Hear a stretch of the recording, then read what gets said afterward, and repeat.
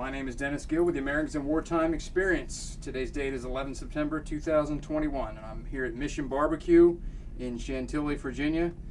I have the pleasure of interviewing Marcus Kuiper. So thank you, sir, for sitting down and talking to us. If you could just tell us a little bit about yourself. Where were you born? Where did you grow up? I'm a military brat. Was born in Phoenix, Arizona, which is not particularly relevant because my dad was in the Air Force, fought in Vietnam, got shot down. He's a vet as well, and we moved all the time. So that was always a tough question when I was a kid. Where are you from? You say, okay, let's pick a spot. Right. They're from, my parents grew up in Iowa. I grew up all over the place. Went to college in Illinois, and joined the military myself. So, not only did I grow up that way, but that's the way I raised my kids too. Right. What branch of service were you in? Army. Army. Why military, and why did you decide to join the Army? Short answer is they offered me money. But obviously I grew up in a military family. My dad served, I believe, 28 years in the Air Force, moved a lot. Always liked it. When I went to Air Academy High School in Colorado Springs, Colorado. And at the time I thought I might attend the Air Force Academy. Obviously I was right there. I knew it very well. But there were certain aspects of going to an academy that I didn't care for. At the time they were not co-ed. And it was mandatory military service, which I wasn't sure I wanted to do at the time. So I did go off to college. And a year into it, obviously their ROTC recruiters came to me and said, hey, are you interested? You look like a good candidate. What do you think? I said, well, I don't know. And they said, because of Vietnam, we have scholarships that are going unused. I said, we could pay for your college and you could have a job when you come out. And I said, that sounds pretty interesting. And I got rolled in, and now I am the epitome of that program. Not only did the Army and the U.S. government pay for my undergraduate degree, I did the same thing. I got my graduate degree. I'm a graduate of Princeton. So most folks don't get an Ivy League education on Uncle Sam's dime, but I did through the military. And you pay it back in time served. What year did you join? 1979. 79. Mm-hmm. Okay, and you served how long? 30 years. 30 years. Wow, it's a long career. It is. And you were in Bosnia? I was. Okay. I did. I'm intelligence, military intelligence, and I'm a trained what's called a Russian Foreign Area Officer. So I learned to speak Russian. I was in the intel business. At that time, the Cold War was in full swing. That made a lot of sense. And I deployed to Bosnia, did a long tour there, what the Army calls a one-year tour, which is usually about 15 months. Right. Did a long tour in Bosnia, also followed up with Kosovo. Was certainly an interesting experience because I had hands-on to, we went there to stop genocide. We did. So I've been around mass graves, tracked down war criminals. Bosnia was a meaningful deployment, even though no one was shooting at us. And of course, when I came back, at that point in my career, when you get to 9/11, I had not officially, by the way the Army thinks of it, had not served in combat. At that time, Bosnia and Kosovo were not considered combat. And no one had thought about Afghanistan or terrorism as a threat. It was still all about the Cold War. And 9/11 changed all that. And not just me, but everybody I know in uniform who could barely find Afghanistan on a map prior to 9/11. I did multiple tours in Afghanistan and Iraq. After I retired from the Army, I was a government senior civilian for a while, and my job was, at the time it was called the Afghanistan-Pakistan Task Force, so I was involved in that. And then now in my third career as a contractor, still involved in fighting the war on terrorism. So yeah, a lot of time spent in this problem set. We are here at Mission Barbecue today to commemorate, I guess, the events of September 11, 2001, which is 20 years ago today. Tell us about that day. I went to work in the Pentagon like any other day. No one expects to get blown up at their desk in the Pentagon when they go to work. As I mentioned, it was a day when no one thought this was going to put a pretty an impactful day and a violent change to the arc of my career, my life, and those of thousands of others on that day. I was in my office, actually counseling my executive secretary at the time, talking about promotions and things like that, when two of my guys ran in and told me, "Hey boss, turn on the TV, you got to see what's going on." And so I was important enough to have a TV, but it wasn't on. I wasn't paying attention. And I'm not a general officer. I didn't have one of those offices with the window out on the Potomac. But if you look at where the hole in the picture, the holes in the Pentagon, I'm in the middle of that hole, and I'm one,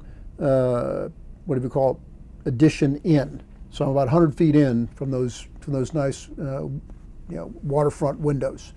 But they said, "Come turn on the TV." We did, and they were just playing over and over and over again the first plane going into the first tower. And the minute I saw that, it struck me that's not a small plane, and that's not an accident. As a matter of fact, it looked to me as if the pilot had made last-minute adjustments to hit the building. And so I immediately thought terrorism. And of course, and we were having that discussion in my office, as we're having that discussion, not too much longer, second plane hit the second tower. And then for sure I knew, said, this is absolutely terrorism. My boss at the time, I worked for the Army G3. The Army G3 was on leave at the time, Lieutenant General Larry Ellis at the time. So Major General Phil Kensiger was the acting G3 at the time. I called him up and said, "Hey boss, this is a terrorist attack. They took two planes into the Twin Towers. I would expect the Pentagon's a target. I would expect the White House and Capitol Hill are targets. We need to be, I can't tell you what we should be doing, but certainly we need to be gathering up and thinking and taking action, staying up the Army Operations Center, things like that." He agreed. He said, "You're right. I'm on my way to go see the Chief of Staff, General Shinseki, and we'll see if we can get a hold of SecDef." And so he left his office to go do that in one of many twists of fate on that day. That phone call and that decision probably saved his life, because his office was essentially point of impact. My office was about 100 feet due in on the building. The two people in Army G3 who died instantly that day were his secretary, Diane Hale McKenzie, and Major Cole Hogan, who I had spoken to maybe an hour earlier, spoken to them both.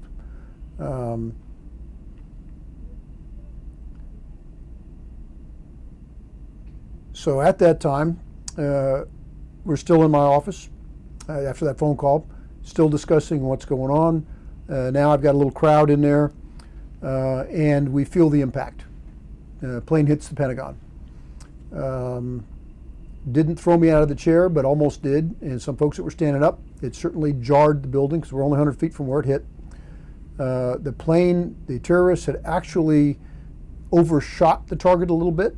So they had kind of gotten, the Pentagon is here, and they're coming in with the plane. They were actually a little bit too far, and they had to bank it pretty hard to bring it back in. So when people ask me today, "Why are you alive?" Factor one is the terrorists kind of overshot it. And so when they had to bring it back hard, they lost a whole lot of airspeed to get it back into the building where they were.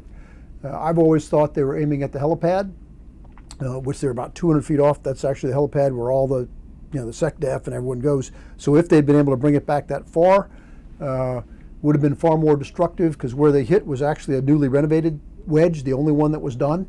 The next part was not renovated. They would have had a lot more airspeed, and they would have hit a non-renovated part of the building.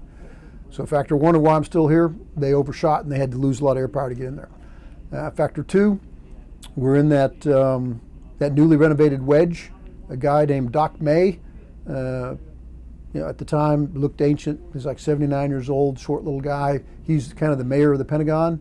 But during the construction of the wedge, my understanding is he had insisted on blast-resistant windows. He had insisted on reinforced I-beams and Kevlar-affected walls. So factor two, why I'm still here, why I was not crushed or shredded or burned up immediately, was because Doc May insisted on very high protective constructive standards. Factor three, the most obvious one, and probably factor one, hand to God. God decided, Marcus, I am not done with you yet. I have more things for you to do. So when I talk about this, it's about leadership, it's about faith, it's about service to others. If you come out of this without faith, you're not paying attention. So the plane hit us, big thump. And when the plane hit us, I talked about how hard they banked in. I'm on the third floor. It actually is impacting right underneath us and burrowing down to the second and first floor. It plowed through the second and first floor, which was the Army G1 and the Navy Intel Center. So if you go to the memorial today, most of the names, 150 so odd people in the Pentagon, that's whose names are out there. That's who got killed. I did not know that. I knew instinctively we've been hit. Matter of fact, that was my first thought. Damn, they just flew a plane into us. I knew that instantly. I didn't know I was 100 foot from impact. I also did not know that when the plane came in, the back part of the plane broke and it threw jet fuel over the top of us. And so now everything's on fire. So I am essentially the hallway, the junction where I'm at, where my office is essentially the center of the oven. The roof's on fire. Everything around us is on fire. Beneath us has been blown out because of the plane, but we're still there, and I didn't know that. So when the plane hit, I said, okay. It immediately got dark. Not totally dark. You could see. It was light enough to see. Dusty. A lot of stuff coming out of the ceiling tiles. And I said, okay, we need to get out of here. So I came out of my immediate office into a cubicle farm, capacity about 100, maybe got 60, 80 people working in there.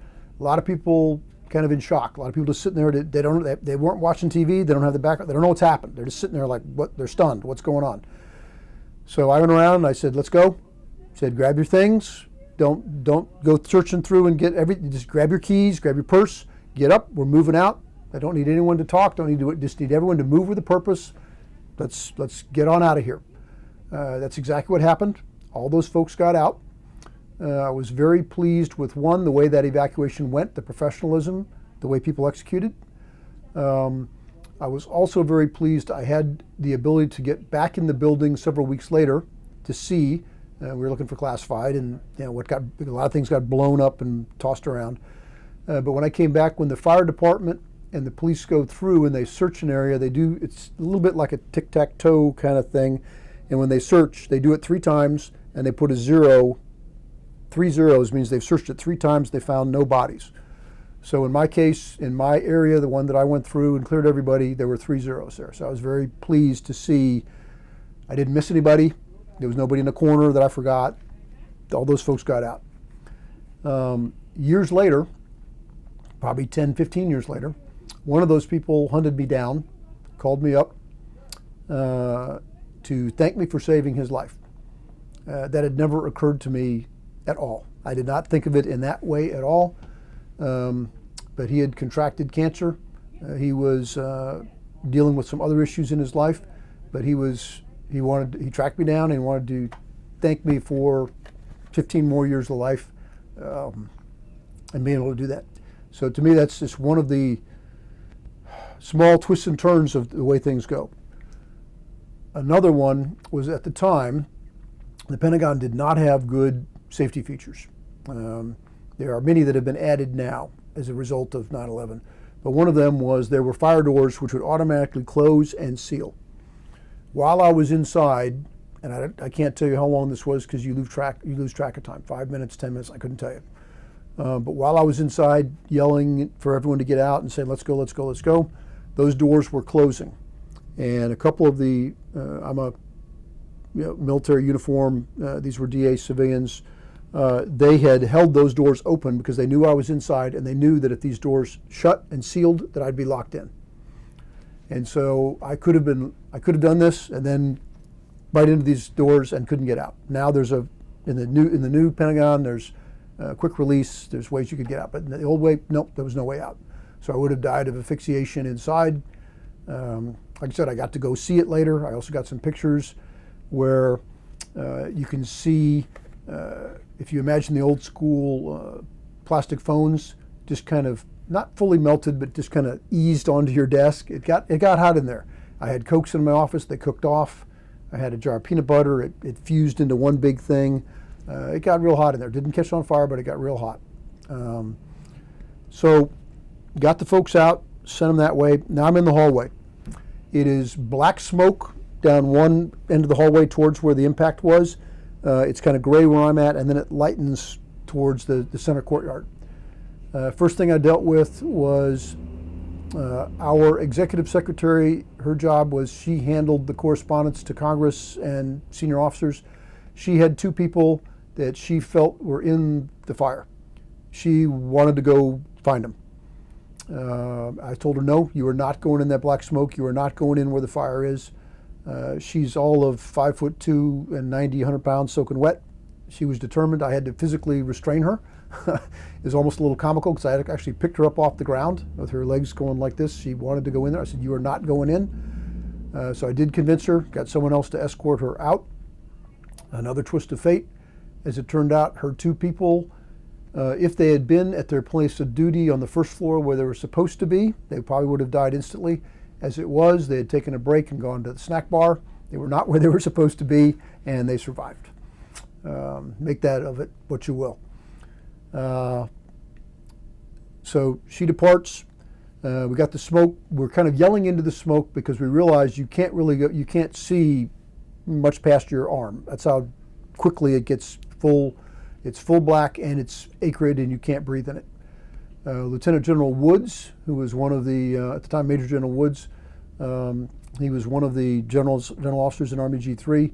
We heard him coming down the hallway. He used the wall. He kept his shoulder on the wall to guide himself out, and he was able to get out. He heard our voices, and he was able to guide himself out. He was okay. Another change, the Pentagon now has little arrows down on the floor that tell you which way is the nearest exit. There's also ventilators available, respirators. There were none at the time. So we stayed there for a while. We're kind of yelling. We're playing a little Marco Polo. Is anybody in there? Hey, can you hear our voices? And there was somebody in there. He did not speak back to us, but I could hear him in there. And we heard him go down, heard him fall with a pretty heavy thud. Did not know if he was conscious or not because he wasn't talking. He was making noise, but he wasn't talking. And so we're yelling to him and saying, hey, we're here. Come towards our voice. Get down, stay down. There's more oxygen at the bottom. Come this way, come this way.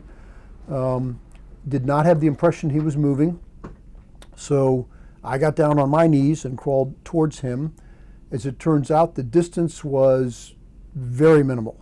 He was all of 10 to 15 feet away from me. He was very close, but I did not know. I heard the thud. I knew he was close. Couldn't see him. Didn't know that. But I was able to grab him. Just kind of crawled forward a little bit, grabbed him, yanked him out, and then grabbed him by his feet. Maybe not the best thing, but okay. It was field expedient, and dragged him all the way down the hallway because the hallway runs, all 5 of the rings of the Pentagon all the way to the center where there was light and fresh air. And he sat up. We thumped him a couple times in the back. He was coughing things up, but he was sitting up. He was choking and gagging, but he was breathing. We said, okay, he's alive. He's well. And the difference between being dead, probably 10, 15 feet up that hallway where we couldn't see him. If we had not heard him go down or known he was there, we wouldn't have looked. But we did. We pulled him out, and now he's fine. At the same time, beneath me, didn't know this till much later, almost directly beneath us, Lieutenant Colonel Brian Birdwell was in the men's room doing his business, got blown up, the plane went right through him. He relates the story, he's a devout Christian, he relates the story of feeling himself die, that he felt his soul leaving his body, and that it came back, and he woke up and he was laying in water. Not all good water either, but he came back to life and he was in great pain. Last time I saw him was a good decade ago. At that time he had, I want to say 17 or 18 skin grafts. I imagine it's double that by now. Good man, tells one heck of a story if you run into him. Faith-based survival and why he's still here. After we pulled the guy out, my partner and I who were there, he stayed with that guy. I went back in the hallway. I continued to yell, say, hear the sound of my voice, come this way, I'm here, this is safety, there's fresh air here, come to me, stay down. I did that for a while. Once again, hard for me to estimate, 5 minutes, 10 minutes. I'm by myself in the hallway doing that. At a certain point, it strikes me, okay, there's oxygen in this hallway. I became aware that everything else is on fire. And I started to think, maybe this is not a good place to be. If the fire seeks oxygen and it suddenly comes barreling down this hallway, I don't want to encounter a fireball. I don't want to be here when the roof collapses. I don't, So how long am I going to be here? So I did that for some period of time. And at a certain point I said, okay, I think the wiser decision, I haven't heard anybody, nothing's come out. Okay, I'm moving out. I'm going into the center courtyard where my folks have gone. When I did that, large number of people in the center courtyard, jokingly called Ground Zero at the Pentagon. Several hundred people there. I sought out my folks, linked up with them, had as best accountability as we could. I ran into General Bedard, who I think was the Joint Staff Chief of Staff at the time, 3-star Marine. And I told him, sir, I think I've got accountability of my folks. I said, sir, I think this is a mistake. We can't have all these people here in the center of the Pentagon. I believe the Pentagon's a target. It's been hit once. There's no reason to think it won't get hit again. We need to move these people out. He said, I agree with you. He says, I will grab a couple more folks. You start moving. Let's get people out of here. It was a very similar, orderly evacuation. Just my voice and a couple others just telling people, okay, everyone, we're moving out. We're exiting the opposite from point of impact. We're all going this way. Be calm. Don't run. Don't panic. Just move with a purpose. Let's all go. Let's all go. That went extremely well. As that was starting, there was a park bench with 2 women on it, a white woman and a black woman, both a little heavy set. Both of them had singed hair, so I could tell they'd been in some place where it was pretty hot. The African American woman had obviously, they're both in shock. They're both just sitting there stunned. She had obviously crawled out on her hands and knees because I could see her knees were all pink, where the heat had removed the skin. And I noticed she was wearing pantyhose, and I thought that could be a problem. I don't know if those nylons are burned onto her or what her status is. It's not good. However, right next to her, there was a guy laying on the grass, fairly heavily burned.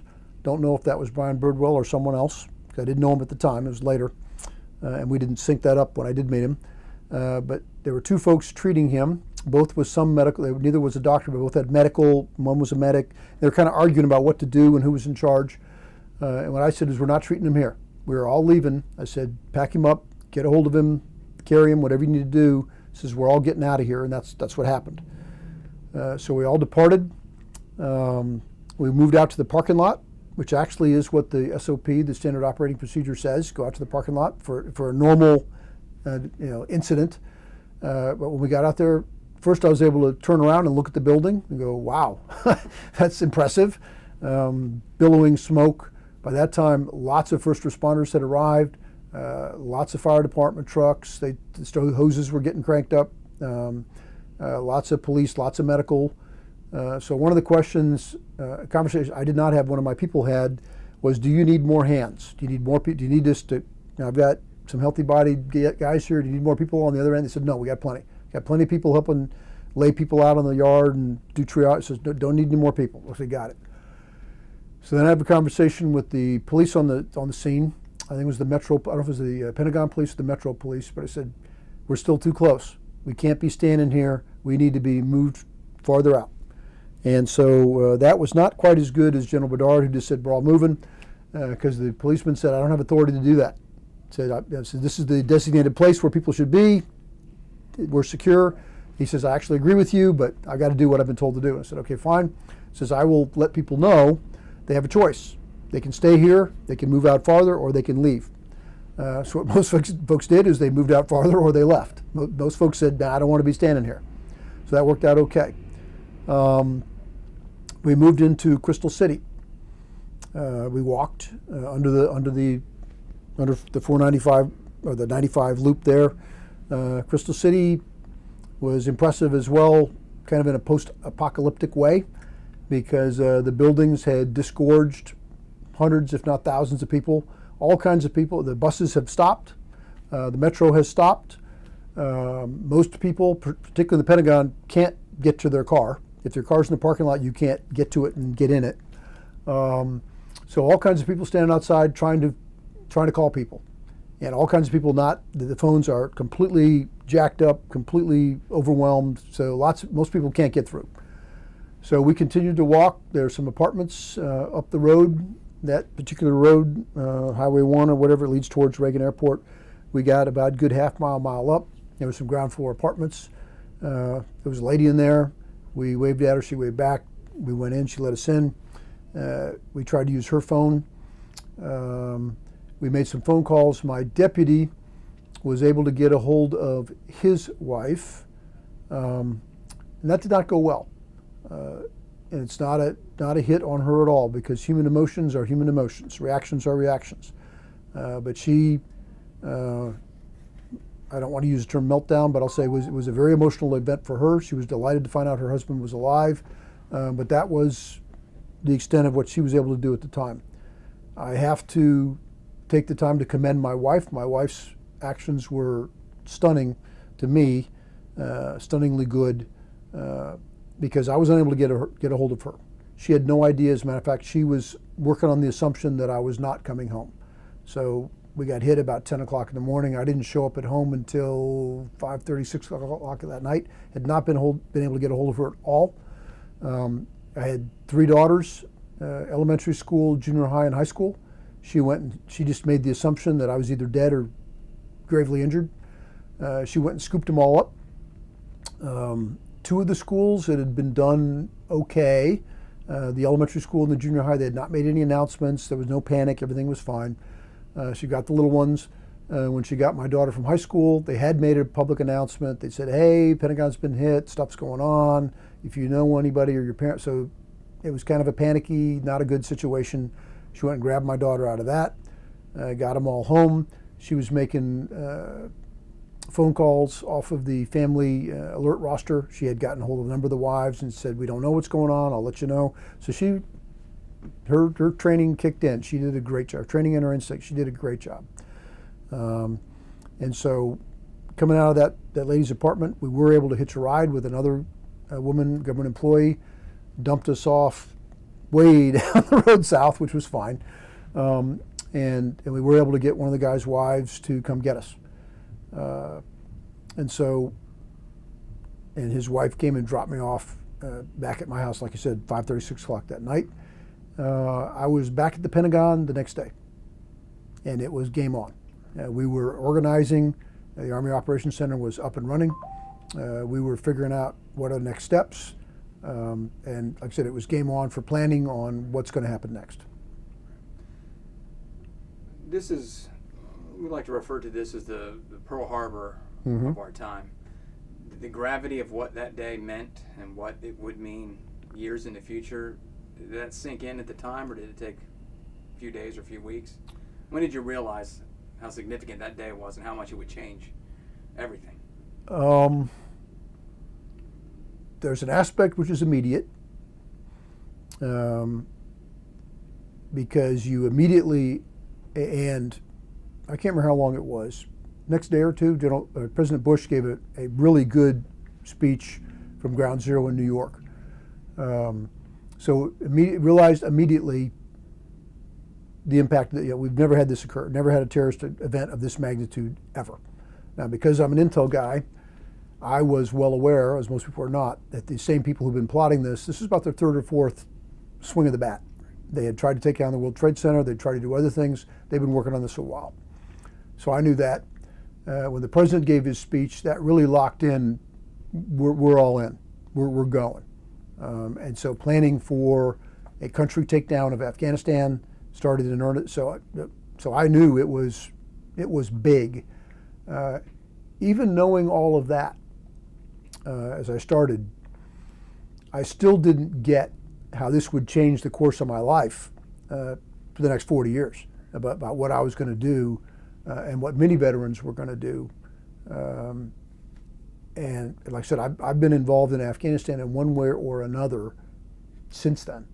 In my civilian career as a contractor, part of the contract we have, up until 3-4 months ago, I had 80 guys in Afghanistan, guys who were multiple tours. So they served in uniform, and now they're back as contractors doing similar work. I had guys that were involved in the not very well organized, but we worked it in the evacuation piece that just occurred in the last few weeks. And it's not going away. The people who did this, many of the people who are pleased with it, many of them are still around. They're back in place, and America is not safer for it. I think I might know the answer to this question based on some of your other statements. Was it a total shock to you that this occurred, and would it be a shock if it occurred again? It was a total shock that it occurred. Like I said, I had no clue that I was going to get blown up in the Pentagon. None. So in my career as an intel officer, part of my job is to predict things, and when people tell you they predicted the fall of the Soviet Union, nah, they didn't. When people tell you they predicted this, no, they didn't. A lot of pieces were there. Some people had hints. Some people, but nobody really got it. Nowadays,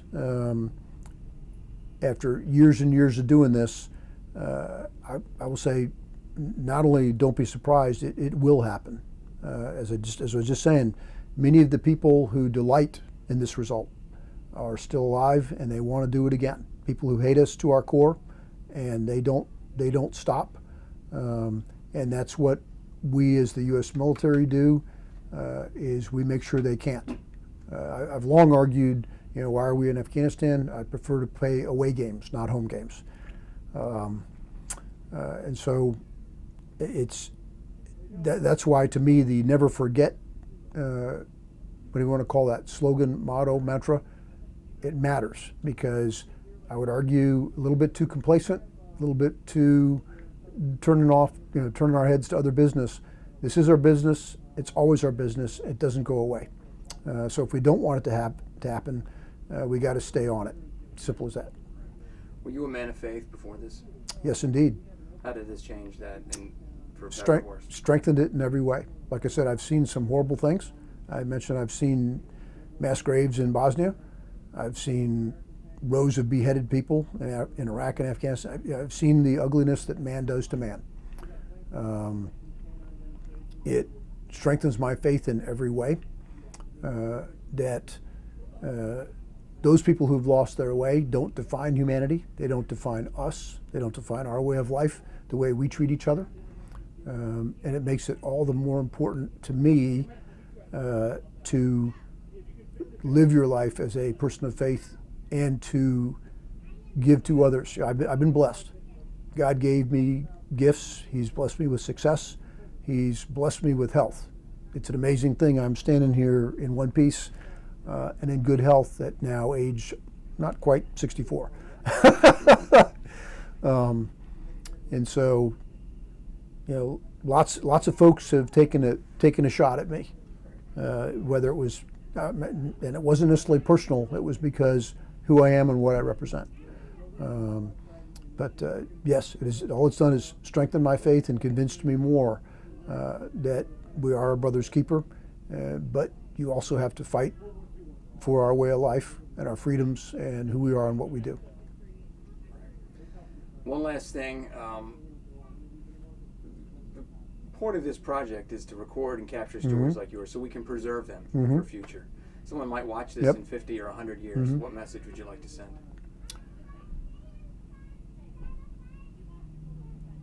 I would say remember. It's tough. My VFW post, this one here, we're named after the 29th Infantry Division, blue and gray. They landed at Omaha Beach in the center. The dog series of landing zones. When you watch the movie Saving Private Ryan, and where Tom Hanks is in that little, Longest Day, an older movie, but when they put that Bangalore torpedo and they go up the Veerville Gap and they take extremely heavy casualties, we want to remember that and honor that and say, why did these guys do that? And what was that sacrifice for?